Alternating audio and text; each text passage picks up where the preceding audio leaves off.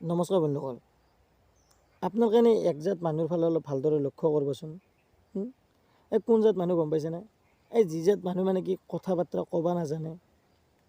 মই বেঙা জাতৰ কথা কোৱা নাই, মানে ক'বা জানে, তাহাঁতে মানে কি নিজৰ শিক্ষাখিনি বেলেগে মানে কি কাঢ়ি নিব বোলে, তাতে কথা ক'বা নাজানে, তাহাঁতে নিজকে বহুত জেণ্টেল বুলি ভাবে।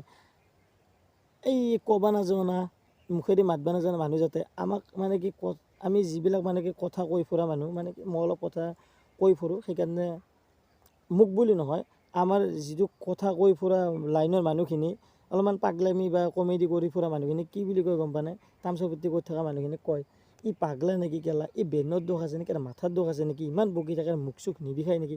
আমাক সেনেকৈ ঠাট্টা নেগলেক্ট কৰে বে। কি মানুহ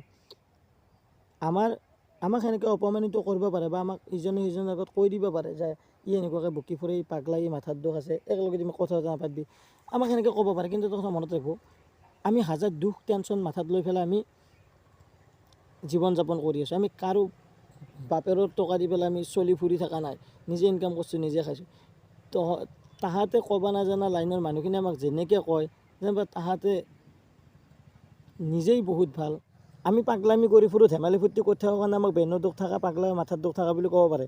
কিন্তু আমাতকৈ সিহঁতে বেছি বিষাক্ত হয়, তাতে বেছি ডেঞ্জাৰ হয়। তাতে কেলা এক ঠাইত কাটিলে 7 ঠাইত গজা মানুহ মাৰক চোদায়। আমি এই দুখ টেনশ্যনবিলাক আঁতৰে থাকিবৰ কাৰণে আমি ধেমালি কৰোঁ, ফূৰ্তি কৰোঁ বা 2-4 এষাৰ কথা কৈ থাকোঁ। কিন্তু এইটো নহয় যে আমি মেণ্টেলি পাগলা। আমাক সিহঁতে মেণ্টেলি পাগলা বুলি ভাবে, আমাক বাপৰে বাপ, পাৰিতো তেজপুৰতো থৈ আহিম বুলি কয় 2-4 জনে। কি যে হ'ব।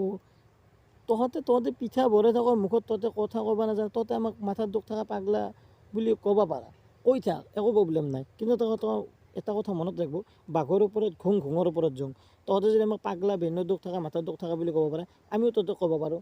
তহঁতে আমাক যেনেকৈ কওঁ, বেনৰ দুখ আছে নে, পাগলাই, মাথাৰ দুখ আছে, কথা নাপাতিবি, আমাক সেনেকৈ কওঁ। আমি তহঁতে কি কওঁ, এই পেট পচা, গোবৰীয়া, বোকাচোদাই, মুখখন দি মাতবা নাজানে, কথা এটা সুধিলে ভালকৈ নকয়, আমি সেনেকৈ কওঁ। সেই একে কথা বাছ।